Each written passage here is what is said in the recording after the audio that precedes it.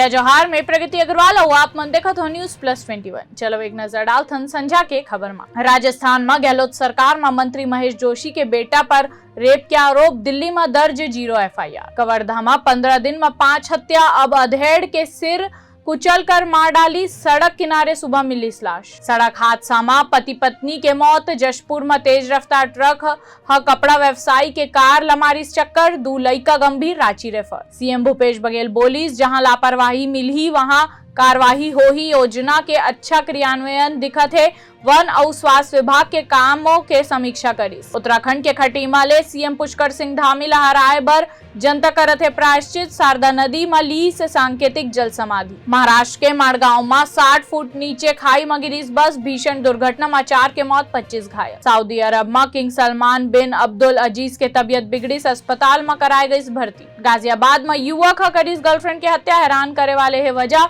Police के हत्थे चढ़ी, मुख्य आरोपी समेत 4 लोग। अलीगढ़ के जामा मस्जिद में लगे 6 कुंटल सोना हड़पे पर फर्जी कमेटी के गठन, सदस्य पुलिस ले करी शिकायत। श्रीलंका के अंतरिम सरकार में पीएम पद स्वीकार नहीं करी, विपक्ष के नेता साजिद प्रेमदासा सत्ता ला दी ही अपन समर्थन। इसने तमाम जानकारी बर देखत रहो न्यूज प्लस 21 आपन के हक के बाद।